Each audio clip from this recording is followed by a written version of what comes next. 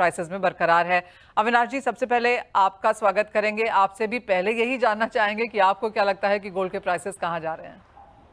Manisha ji, thank you very much. And आपके सभी दर्शकों को मैं यही बोलना चाहूँगा कि डेफिनेटली सोने में अभी भी तेजी बरकरार है।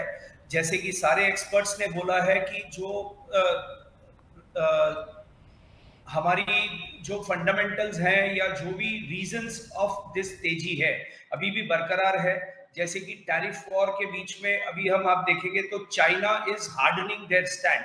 जैसे कि उन्होंने बोइंग को स्टॉप किया है और उन्होंने ये बोला है कि जो रेयर अर्थ मिनरल्स हैं उसको एक्सपोर्ट में उसने रेस्ट्रिक्शन लगा दिया है। तो they are making it harder for America also. So this war is not going to stop at this point. And जितना ज्यादा ये टैरिफ वॉर मतलब बढ़ता जाएगा उतना ही गोल्ड के अंदर आपको तेजी नजर आएगी। तो मुझे नहीं लगता है कि $3500 को अगले 15 दिन के अंदर भी पहुंचते हुए कोई देर लगेगी। मुझे तो ये लगता है कि $3500 में हो सकता है कि अप्रैल एंड तक ही पहुंच जाए। अगर मैं 8 तारीख का गोल्ड का रेट देखता हूं इंटरनेशनल मार्केट के अंदर, तो 8 तारीख को 2982 था।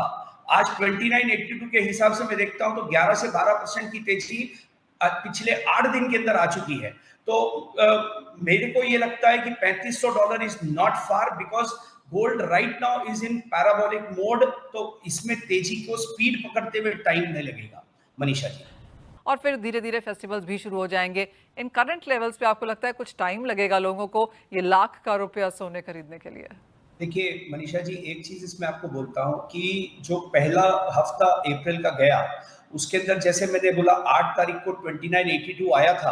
उस टाइम पे there was huge rumours which were going on कि 55,000 रुपया सोना हो जाएगा। उस वजह से people were little bit away from jewellery market. लेकिन वापस से ज्वेलरी मार्केट में लोग आना चालू हो चुके हैं। They are putting their orders for Akshaya Tritiya. और मुझे ये लगता है कि डेफिनेटली थोड़ा सा जब एक चीज एकदम से तेजी से बढ़ती है तो उसके अंदर थोड़ा सा कॉन्फिडेंस आने में टाइम लगता है। लेकिन ज्वेलरी के अंदर कॉन्फिडेंस वापस आ रहा है। और मुझे ये लगता है कि Akshaya Tritiya will be equivalent to the last year definitely, if not growth. क्योंकि ज्वेलरी मार्केट ने ऑलवेज सरप्राइज किया है to the world in India with good numbers. Every time people were reluctant or thinking about कि market तेजी पे नहीं आएगा, sales down होगी, उस हर बार हिंदुस्तान के रिटेल कंज्यूमर ने सरप्राइज दिया है। और मैं ये समझता हूं कि इस बार भी it will be a big surprise and we will see very good numbers coming out on Akshaya Tritiya. Risha ji, चांदी की जो तेजी रुकी हुई है उसका मेन कारण है टैरिफ। इंडस्ट्रियल यूज के अंदर जो चांदी है वो एक तरह से रुकी हुई है। इंडस्ट्रियल कंजम्पशन के लिए चांदी कोई नहीं खरीद रहा है because tariff war is going on. जिस दिन ये टैरिफ वॉर सेटल होगा, सबसे ज्यादा कोई अगर से मेटल भागने की तैयारी करेगा तो वो है चांदी। तो मैं तो यही सजेस्ट करूंगा कि every dip in silver to a tune of 2 to 3% investor should start doing SIP and they should look at silver as the metal to be invested in. क्योंकि जो आपने पॉइंट बोला है, कोविड के टाइम पे 120 का रेशियो था, अभी जो 102 की रेशियो के ऊपर है, ये 110 तक भी एक बार के लिए जा सकता है। लेकिन जैसे ही टैरिफ वॉर सेटल होगा, और वो जल्द से जल्द होने की संभावना है, और जब वो होगा तो सबसे ज्यादा कोई चीज भागेगी तो वो चांदी है। ना मार्केट जहां पर हम सब लोग चांदी ओन करते हैं, लेकिन सेलर पॉइंट ऑफ व्यू से आपको क्या लगता है, क्या कुछ एक्सपेक्टेड है? आई थिंक जो राहुल भाई ने बोला है वो मैं बिल्कुल एंडोर्स करता हूं कि stand alone stores of silver is very less. अगर से आपने जैसे कंपैरिजन पूछा तो मैं ये बोलूंगा कि 5% स्टोर्स भी स्टैंड अलोन नहीं है चांदी में। और आगे जिस तरीके से गोल्ड बढ़ रहा है, और India is an aspirational market, तो जिस बंदे को ज्वेलरी खरीदना होगा और उसकी पॉकेट साइज छोटी है तो वो चांदी की ज्वेलरी की तरफ जाएगा। और 10,000% मुझे ये लगता है कि आने वाले समय में आप देखोगे कि स्टैंड अलोन स्टोर्स की बहुत ज्यादा तादाद में आपको स्टोर्स खुलते हुए नजर आएंगे स्टैंड अलोन। और मुझे ये लगता है कि silver is the new gold for Indian market. So I think we are looking at silver as a very, very good investment as far as jewelry stores is concerned and investors is concerned. Avinash ji, आशा है आप कुछ number देंगे। अगर हम 4,000, 5,000, 6,000 ton चांदी हर साल import करते हैं, किसी किसी साल तो 7-8 हजार टन भी इंपोर्ट हुई है। तो कितनी चांदी है यहाँ पर हाउस होल्ड में? देखिए देखिए मनीषा जी, आपने खुद अपने क्वेश्चन में आंसर बोल दिया है।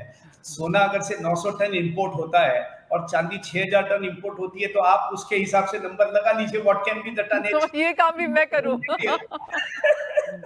So I think it's a very good number which is there with Indian household. And देखिए, चांदी को कोई भी आज तक आदमी, मतलब इसको आज तक कोई स्टोर ऑफ वैल्यू के हिसाब से चांदी को आज तक किसी ने देखा नहीं है। लेकिन जब चांदी जिस तरीके से वापस से ये तेजी में आ रही है, तो लोग इसको एक सीरियस मेटल की तरह देखना शुरू कर रहे हैं।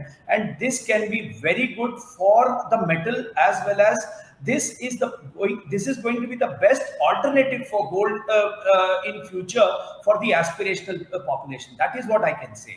ऑलराइट, अब आपसे ये भी जानना चाहेंगे कि ऑफ कोर्स चांदी में निवेश करने के विकल्प यहाँ पर बड़े तो हैं ही, और चांदी जैसे आप दोनों ने ही कहा कि absolutely is in the place जहाँ पर आपको पैसा डालना चाहिए। तो अविनाश जी, अब यहाँ पर हम अक्षय तृतीया पे खड़े हैं, अगले अक्षय तृतीया तक आपको क्या लगता है कहाँ होंगे प्राइसेस? मनीषा जी, एक साल के अंदर मैं बहुत ज्यादा पॉजिटिव हूँ इस मेटल के ऊपर। तो I will keep it at 1,25,000 minimum. कि क्या सेंस है, किस तरह की खरीदारी आप बनता हुआ देखते हैं, क्योंकि आप मैन्युफैक्चरर भी हैं, तो कैसा कैसा मूड है ऑन ग्राउंड? तो चांदी में बाइंग के अंदर कहीं पे कोई इम्पैक्ट नहीं है। जो प्राइस राइज या प्राइस का जो बैंड है, उसके अंदर ऑन ग्राउंड सिल्वर की बाइंग जैसे आर्टिकल्स हो गए या ज्वेलरी हो गई है, उसके अंदर it is going on at that same speed, जहां पर कि मुझे ये लगता है कि अगर से मैं एक ग्राउंड रियलिटी देखता हूं, तो लगभग 15 से 20% का सभी के पास में वॉल्यूम सेंस में लास्ट ईयर में ग्रोथ आया है। और आगे भी मैं इसको 20 से 25% की ग्रोथ अगले साल में भी मैं देखना दिखेगी, ऐसा मुझे 100% कॉन्फिडेंस है कि 20 से 25% की वॉल्यूम के अंदर ग्रोथ आएगी इंडियन ज्वेलरी और आर्टिकल मार्केट के अंदर। ऑलराइट, तो बढ़त यहाँ पर प्राइसेस में भी एक्सपेक्टेड है, और जैसे अविनाश जी ने कहा 1,25,000, राहुल को 1,50, 1,75 तक भी यहाँ पर प्राइसेस जाते हुए लगते हैं। और ये एक्चुअली मेल खाता है जो हमारे इंटरनेशनल गेस्ट हैं, उनका भी मानना है कि एक बार जो इस साल का हाई है $35 पर आउंस का, वो निकल जाता है तो हम 38, 40, 42 की तरफ जा रहे हैं। आपको बता दें कि चांदी का जो ऑल टाइम हाई है वो 47 है, जो हमने 2011 में के आसपास उसे जाता हुआ देखा था, फिर 1990s में कभी बनता हुआ देखा था। तो क्लियरली चांदी अपने ऑल टाइम हाई से अभी भी काफ़ी दूर है, और जिस तरह का गोल्ड एंड सिल्वर रेशियो है, चांदी की तरफ यहाँ पर झुकाव इन्वेस्टर्स की तरफ से थोड़ा सा बढ़ते लग रहा है। वेल, इसी के साथ फिलहाल इस कार्यक्रम में इतना ही समय है। राहुल, अविनाश जी, बहुत शुक्रिया साथ देने के लिए और उन सभी सिल्वर थिंग्स पर बात करने के लिए। वेल, इसी के साथ फिलहाल इस कार्यक्रम में इतना ही समय है, लेकिन आप बने रहिए CNBC आवाज़ पर।